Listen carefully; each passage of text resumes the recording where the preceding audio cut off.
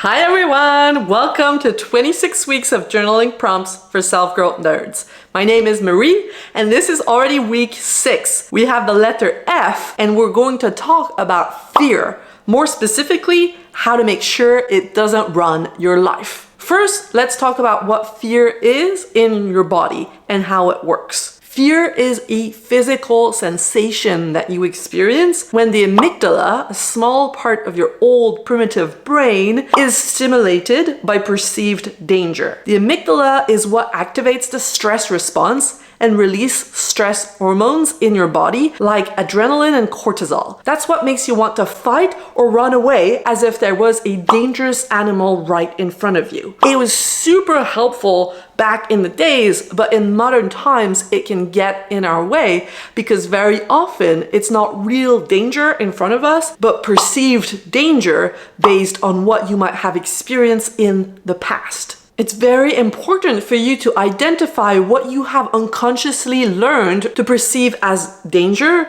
so that it doesn't make your life smaller than it needs to be. What are your childhood wounds and what have they taught you to be afraid of? Are you afraid of rejection, humiliation, abandonment? Let me give you a small example from my personal life so that you understand how previous experiences might limit you in the present. When I was about 13 years old, I was in theater class and my friend was absent from practice. So the teacher asked who could take her role that day. It was a singing role. So I raised my hand and I said, I can do it. But he replied in front of everyone, he said, You cannot sing. And he laughed at me. In that moment, I felt humiliated, I felt unsafe, and I just wanted the floor to open up so that I could disappear. The lesson that I unconsciously integrated back then is it's unsafe to put yourself out there. Stay quiet. Just do what you have to do. Don't try and do more. Don't take risks. Now, 20 years later, that programming is still in me. So if I want to post something bold on Instagram, my primitive brain is going to ring the alarm and say, no, don't do it. This is dangerous. You might die. As if there was a snake in front of me. It feels the same in my body, right? I just want to avoid. I just want to run away and stay quiet. But if I do, then I don't get to pursue my dream to contribute to the world in big ways. What's the worst that's going to happen? I'm going to receive negative comments from haters online. This is not actually dangerous. Even though my primitive brain sees it as so, I can have my own back through this. I still have a house. I still have people who love me, clients, money in the bank. It doesn't feel good, but it's not real danger. And it's one of the prices to pay in order to follow my dreams. So instead of running back to the cave, I choose to be aware that that's what's going on and to feel the sensation and breathe through it. To me, fear feels like a bunch of Christmas lights flashing inside my body.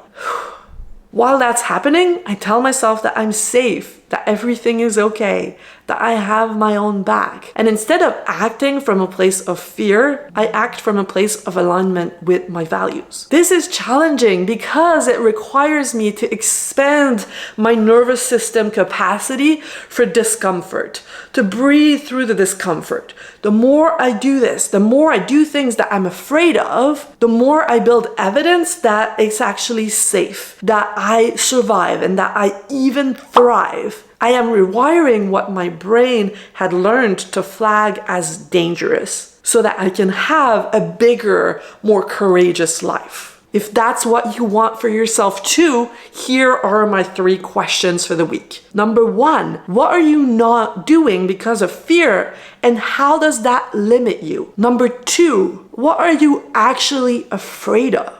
And is it really dangerous? And finally, number 3, how can you be there for yourself in ways you would be for a friend? What do you need to hear in order to feel reassured and keep going in the direction of your fear while having your own back? Trust me, this practice is going to help you become someone who is unstoppable in the pursuit of what lights them up, okay? So that's it for this week. Have a beautiful one and I will talk to you next Saturday. Bye!